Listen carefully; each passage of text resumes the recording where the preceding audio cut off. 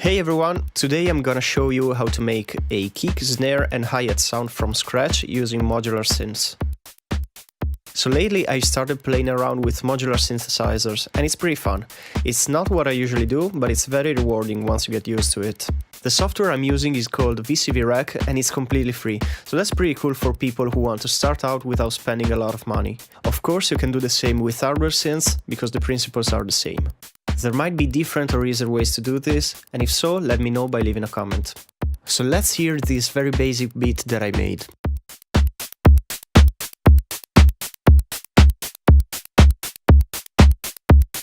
Alright, so let me explain what's going on. The first row is the modules making the kick sound, the second row is the modules making the snare sound, and the third row is the modules making the closed hi-hat sound on the left, and the ones making the open hi-hat sound on the right. At the end of each section you will see a note module with all the connections, so you can pause the video and read it to understand the exact routing. Each sound has its own oscilloscope and meter, and they all go into the main frequency analyzer and the mixer here on the right. So let's mute them all and start from the beginning. So let me give a very quick explanation of the units in case you're new to modular synths.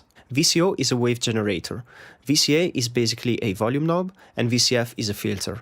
All of these modules have parameters which can be controlled by other signals, hence the letters VC, which stand for voltage controlled. The ADSR unit generates an envelope, so we'll use these envelopes to control the pitch and volume of a sine wave. Everything else is used in its basic form with just an input and an output. So first of all, the main module which gives the BPM is called Bpm Clock. As you can see, this one has different outputs for the whole note, quarter, 8th and 16th notes, but you can do something similar with a step sequencer. For the kick drum, the quarter note is triggering the gate of two different ADSR modules that I'll explain in just a second.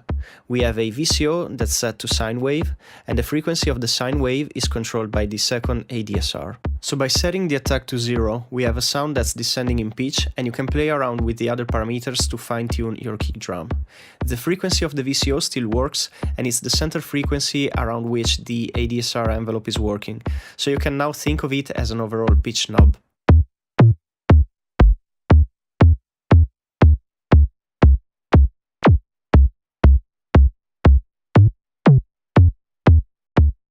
The VCO output is going into a VCA, which is basically a volume knob.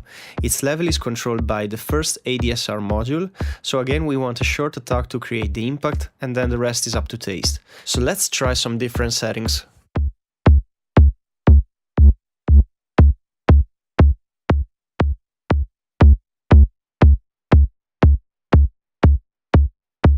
The VCA output then goes into a low-pass filter, where I also added some overdrive. So this might sound difficult, but it's actually pretty simple. The important thing to know is that an ADSR module controls the pitch of a sine wave, and that wave gets gated by another ADSR module shaping its envelope. Second, we have the snare drum. It's made of two different parts that are mixed together in this little mixer on the right side.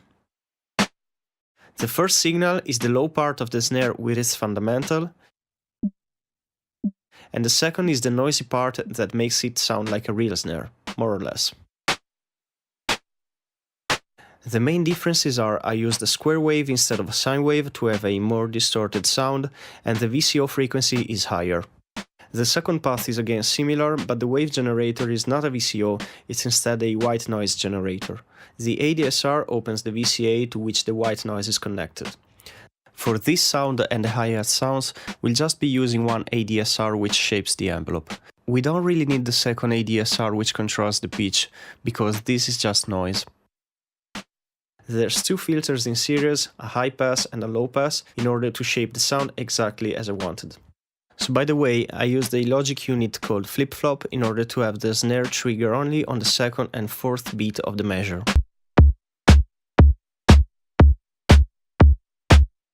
Next is the closed hi-hat sound.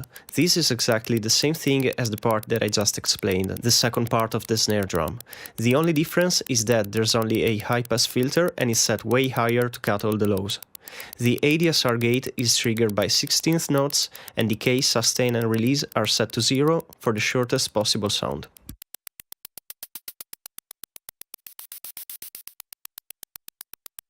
The last sound is the open hi-hat. Same signal path again but different settings. A longer decay value, more distortion, and lower frequency in the high-pass filter. I use the flip-flop unit to have it play only on the upbeats. So here's the complete beat.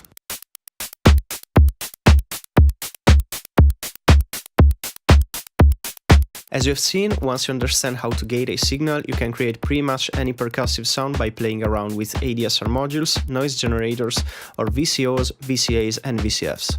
If you liked the video, please leave a comment and subscribe, and I'll see you next time.